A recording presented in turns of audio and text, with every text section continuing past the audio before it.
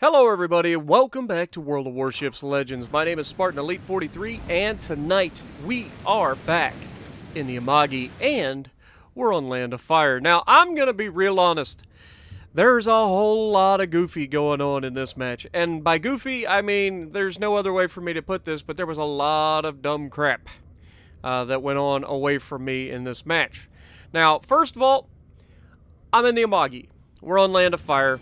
I'm on the right side. I'm just going to push up, try to do what I can. Now, there are two Yodachis on the enemy team that I've got to be aware of. Luckily, we don't run into any of the Yodachis. They spawned on the far side from me for once, which never happens, because usually they're right in front of me.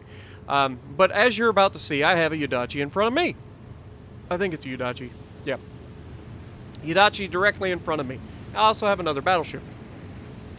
And so, as I start turning to the right to make my push up the right side. Again, you guys know that I'm not big on going to the center of the map. I get focused hard enough as is, so I usually try to stick to whatever side of the map that I spawn on and win that side. That is my goal, win my side of the map, or bare minimum, hold my side of the map as long as freaking possible.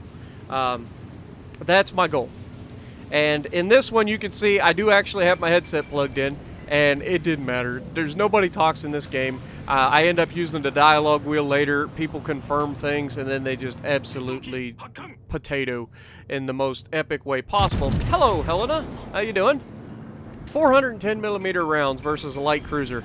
Anybody want to know what, or want to take a guess? Oh, look, overpins. Woo, yeah. Hello, Bismarck.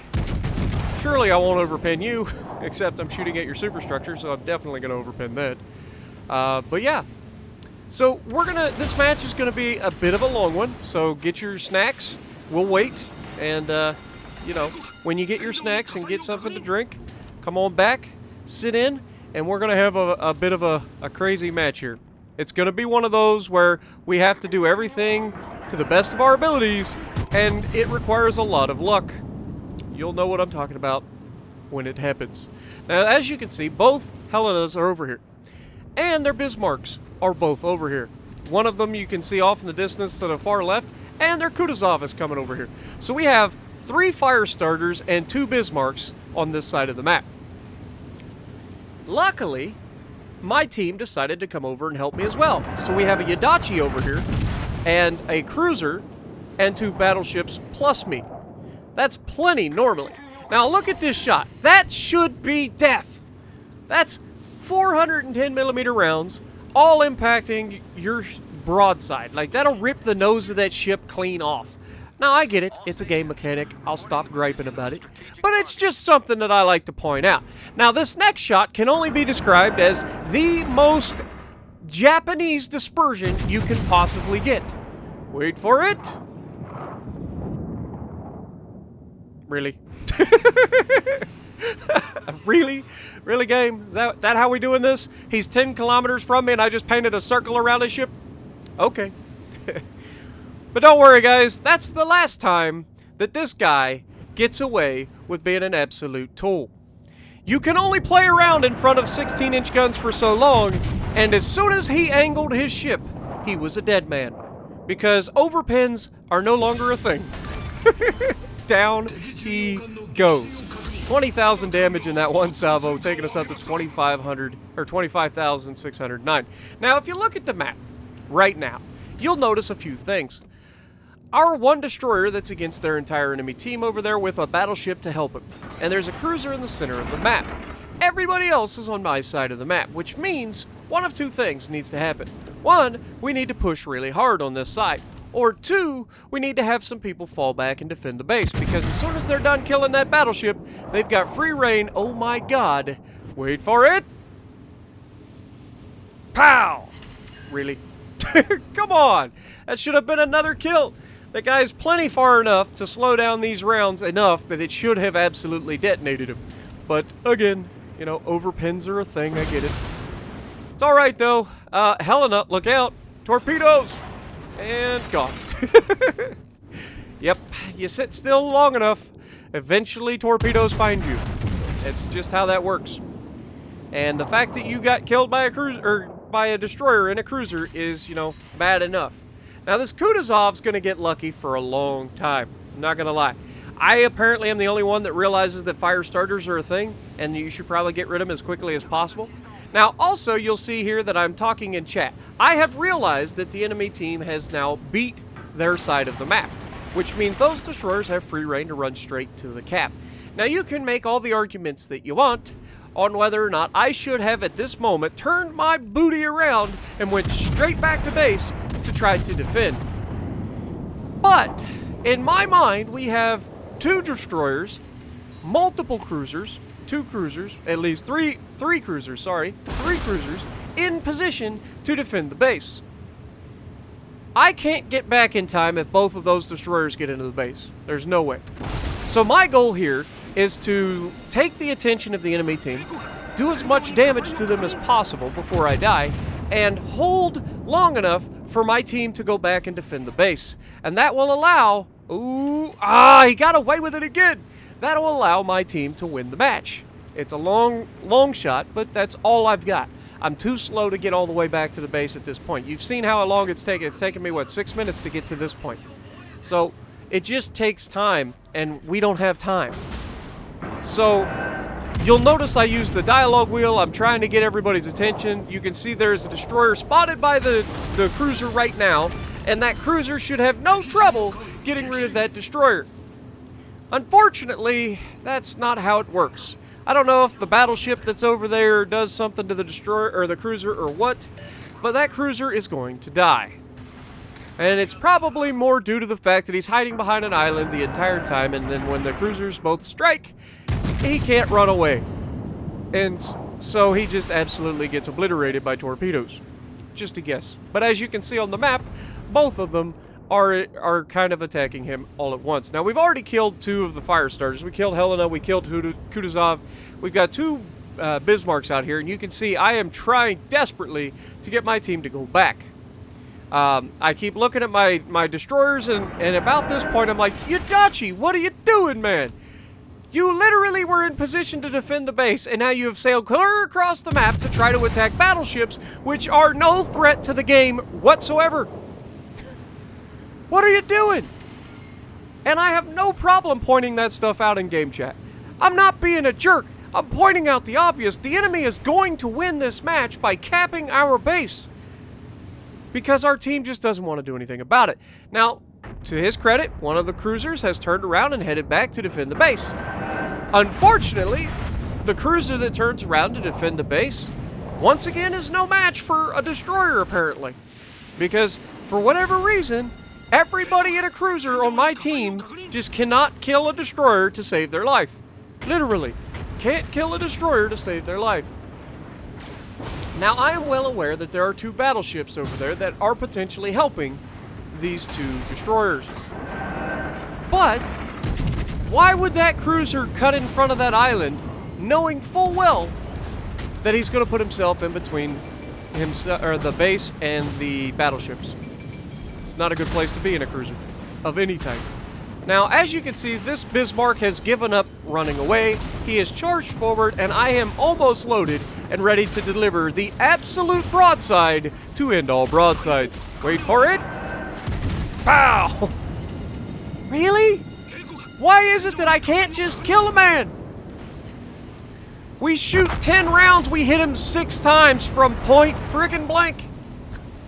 Really? It's almost comical. Almost. If it didn't hurt so bad, it would be funny. But he goes down. The Bismarck out in the distance is still running away. And all he's doing is kiting. He's getting attention like I was, except he doesn't have the health to deal with it. And of course, you know, in true Spartan fashion, I can't kill anything. Wait for it. Yep. Gotta leave him with just enough health to keep sailing away. Now, you can see one of their destroyers is in our base. The other destroyer is going head-on versus our cruiser. And to the cruiser's credit, I do believe he actually kills this destroyer. Unfortunately, he dies in the process. And that is the last person in position to potentially save this match for us as we take half the health from the Nagato. New Orleans finishes off the Adachi, but ends up getting obliterated by torpedoes. That's just a message to all cruiser players. If you're going destroyer hunting, bow tank them because you know that there are going to be torpedoes, and I'd rather see you take one torpedo than take them all. Being broadside to a destroyer who is charging you is a bad plan as we get our citadel on the Nagato. Nagato, I don't know what your plan was, but you were wrong. Just putting that out there. Now, the two Yodachis have circled our cruiser over here. I don't know exactly what they're doing, but they're launching all the torpedoes at the Nagato. He's got no health left. We've taken most of it. And there's another Nagato heading our way. But just as we were about to lose the match, the enemy does something inconceivable. And it is the dumbest freaking play that you can ever make in World of Warships. Ever. PC, Xbox, PS4, doesn't matter. You do not get out of the base when you have a win in the books. Don't do it! We call this snatching defeat from the jaws of victory. Thank you, Jingles. But we just managed to snatch victory from the jaws of defeat from the jaws of victory. That's an impressive level of debauchery, if I do say so myself. So thank you, Yodachi, for being an absolute potato and deciding that you can single-handedly kill our entire team. That being said, he manages to take out our Autogo. Now, the Autogo has amazing HE, has rapid-fire guns, and has the ability to basically one-shot a Yodachi from full health. Now, as we finish off the Bismarck, because we don't need to be taking rounds from multiple angles, this Nagato has gotten himself into a fight where he is in the base, and he is contesting our cap now. Unfortunately for him, the two potato destroyers that I have with me are going to find it very hard to miss him when I am sitting here shooting at him from 6 kilometers away. Now, he's firing at them, which is good for me because it allows me to turn broadside on and deliver 10 guns on the target. But, unfortunately, he is just not going to survive. He can't. There's no way he can take on 2 destroyers and me at the same time. It's just not going to happen. You're going to give a broadside to somebody, and you're going to die very shortly after. Now, as we take all of his health, because once again, we can't possibly finish him off. It's just the way it goes. Then the enemy destroyer realizes that he f***ed up, and he's going to go back into the base. Well, how do you know he's going back into the base? Because the base starts getting capped again. And he does so in just enough time to allow me to have already been in the cap and have the lead. Unfortunate for his team, very good for ours. But it really wouldn't have mattered, because once he left the cap, he sealed his fate. He sealed his team's fate. You have to consider that when you get out of a cap, that you know you're winning. You know that you have the win. When you get out of that cap, you have just lost. Just remember that. So don't get out of the cap, guys. Finish capping. Now look, he's coming back. He's like, oh my god, there's no way. Yeah, there is a way. You got 3 ships capping the base, and you're in a Yodachi, which is all the way on the other side of the map. Now, in fairness, he's going to have me spotted for a very long time. Because, I mean, I'm basically detected from our own base. So, it doesn't take him very long to start lighting me up. And you can see I'm talking to the destroyers right now. I'm like, guys, we had no business winning this match. But I'm glad that the guy decided to get out of the base and hand this to me, because right now we are sitting at 187,000 damage. Not too shabby. Now, just a spoiler alert, I don't want to, throw this out there and screw anybody over, but Yodachi's not going to get anywhere close to us, or at least not in potential range to torp us, because, let's be real, he's most likely got the Screamer torps. They're 8-kilometer maximum range, and even though he detects me at like 15 kilometers, he's nowhere near range to actually target me. Even with his guns, he has to get within 10 kilometers of me. So, while he may be in range with his guns, which, again, if you're in that position, start firing your guns, because you're only going to reset the base at that point if you hit me.